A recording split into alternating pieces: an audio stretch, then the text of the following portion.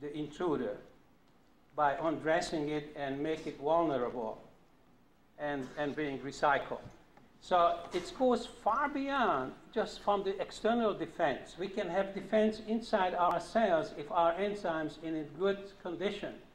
And this is where adenosine and guanosine phosphate goes a long way. And again, I don't have to put claim on the Life Crystal drink because it's well known what adenosine and guanosine does, and it's in there. That's the major components. Now, going a step further, I wanted to know how the whole system is working, or the evolution of the sex cells as I was studying the function of the germ cells. In vitro, placing a human or an animal spermatozoa, most of my work I was doing with horse spermatozoa because they're larger and it's easier to document it, videotape it. Placing them into Life Crystal. Life Crystal has the life-giving ATP.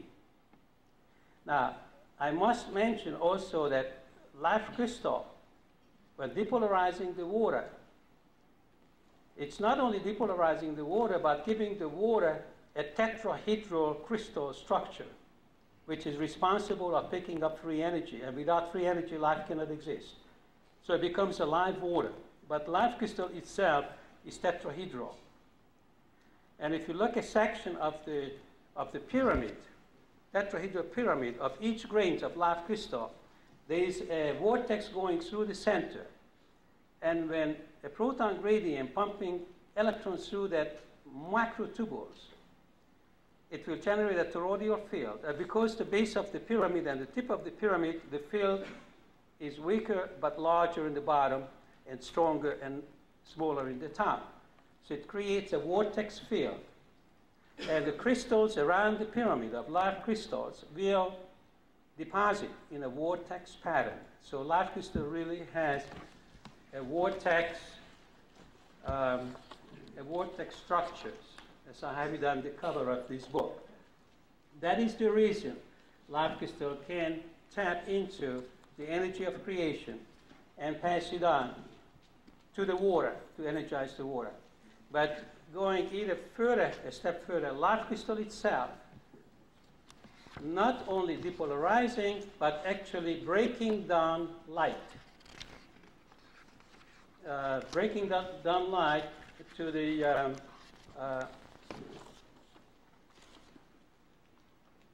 breath of creation, changing the wavelength of the photon.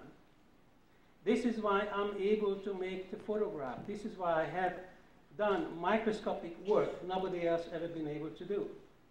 Because I'm showing all the factories and all the assembly lines inside of our cells. And that is the reason for it. Now, light will not come through.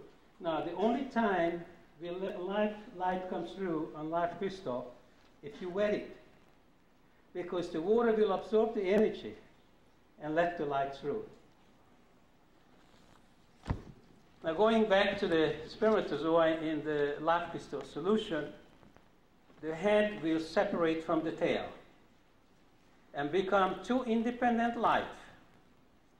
Because the head no longer dependent on the spiral mitochondria providing the ATP. Because there is more ATP in Life Crystal and much higher energy level.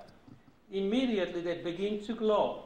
Any genetic material in the pure Life Crystal solution, it will glow because there's so much energy there and it's beefing up the genetic process. The head of the spermatozoa starts swimming and even attacking any bacteria which gets into the culture. They're even attacking mildew if it gets into the culture and destroying it. Especially the horse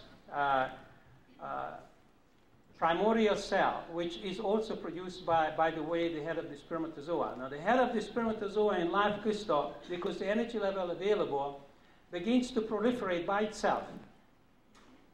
An entirely new way to proliferate and reproduce itself.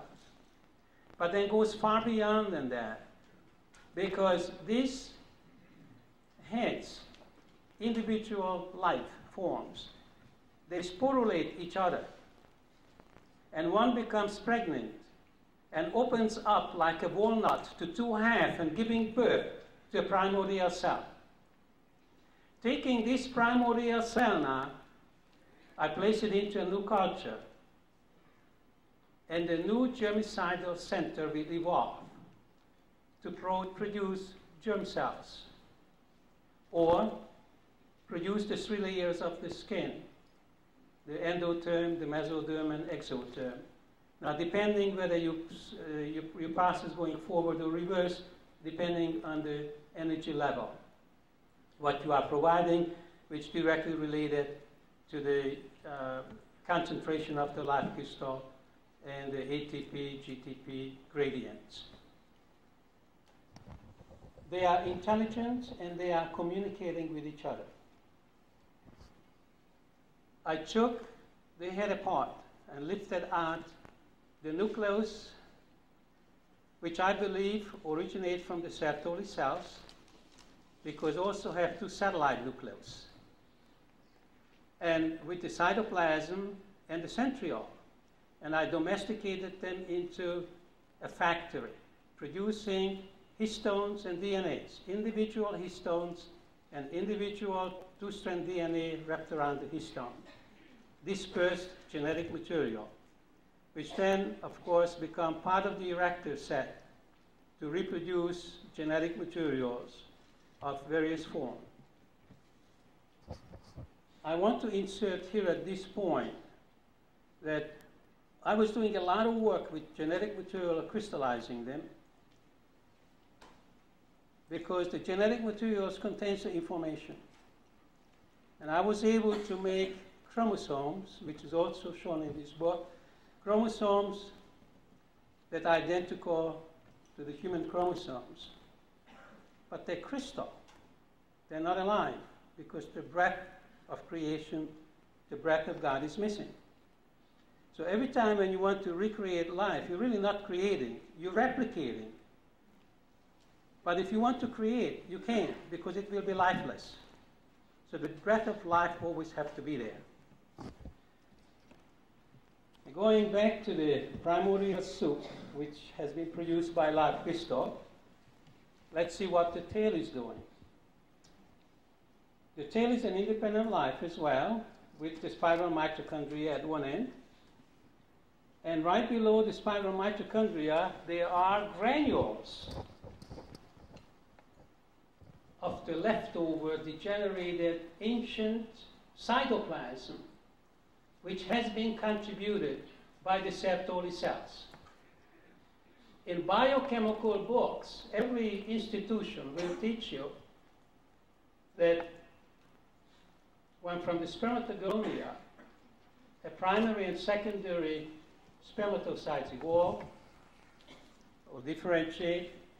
Actually, they're splitting, and they evolve into the spermatid. The spermatid gets into the folds of the cytoplasm of the Sertoli cell, because the Sertoli cell is a nursing cell. It's not true. They're mating. The Sertoli cell is delivering genetic material to the spermatid and contributing the tail. Because when I raise them without the Sertoli cell, no tail will evolve, only the head. And the head will proliferate. Now, when we look at the tail, the ancient cytoplasm, I believe, came from the primitive Sertoli cells, was contributed by them. But it's only the remnants is there. And since they are in the live crystal, they're alive. And of course, the ATP and GTP in the solution will provide the energy for rejuvenation, and the ancient cytoplasm comes back to life.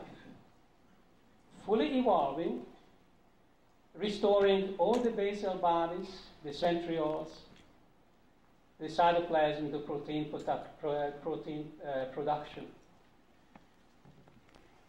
And I domesticated the tail to produce histones.